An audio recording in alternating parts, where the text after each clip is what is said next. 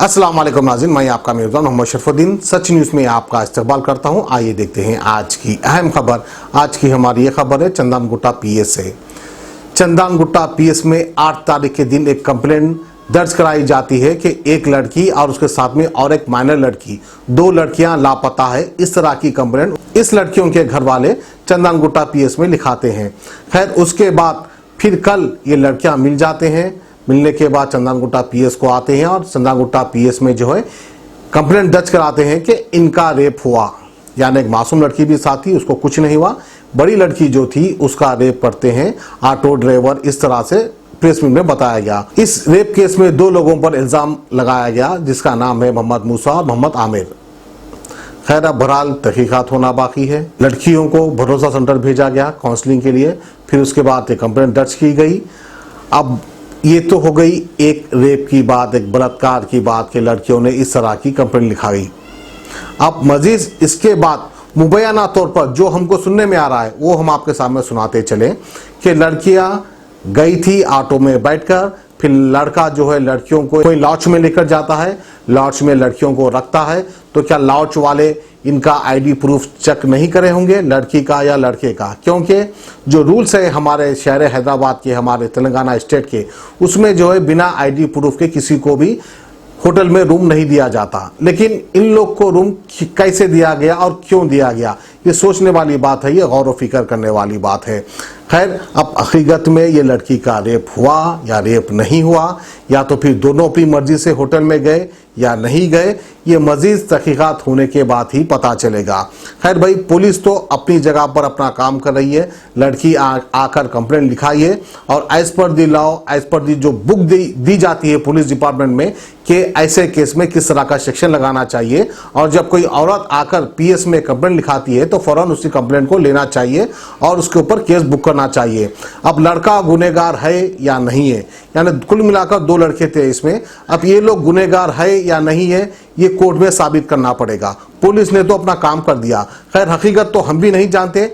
जब कोर्ट का फैसला आएगा तब सच्चाई सामने आएगी कि हकीकत में इन लोगों ने रेप किया या रेप नहीं किया। लेकिन तहकीकात के बाद और कोर्ट का जजमेंट आने के बाद ही सच्चाई सामने आएगी। फिलहाल 2 लोग के ऊपर केस बुक किया गया। अब शायद 2 लोग जेल को जाएंगे। तो ये थी हमारी आज की अहम खबर। आने वाला वक्त बताएगा, कोर्ट का जजमेंट आने के बाद ही सच्चाई सबके सामने आएगी। तो ये थी हमारी आज की खुसूसी खबर।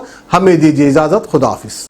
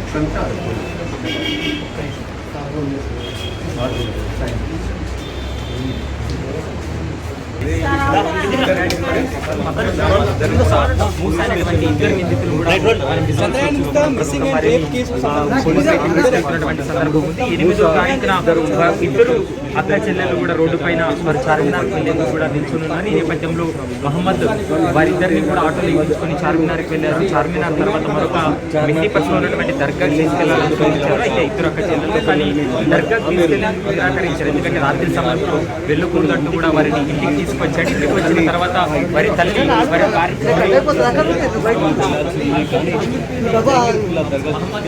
తమ్ముడు ఇద్దరు అక్క చెల్లెలు కూడా ద్విచక్ర వాహనంపై తీసుకొని నాంపల్లిలో ఉన్నటువంటి ఒక హోటల్ తీసుకెళ్లారు. హోటల్లో అగ్ని కూడా కనపడుతుంది. అయితే ప్రస్తుతం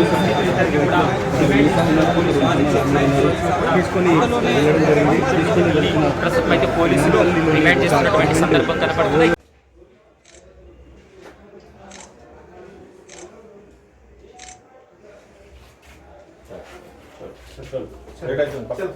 किडनी के अमराज से परेशान मायूस लोगों के लिए खुशखबरी R&S यूनानी फार्मेसी। किडनी और गाल ब्लैडर स्टोन के खात्मे का जरिया। अब यूएनआई स्टोन कैप्सूल्स के जरिए खात्मा कीजिए। No operation, no side effects, 100% result. सिर्फ यूएनआई स्टोन कैप्सूल से मुस्तहिक लोगों के लिए खुसूसी रियायत। फिर से पथरी न होने का मुकम्मल इलाज। दर्द, कॉन्स्टिपेशन और पुराने कब्ज से निजात पाइए। आज ही तशरीफ लाएं। R&S यूनानी pharmacy, first floor, syndicate bank, Bahadurpura x road, Hyderabad.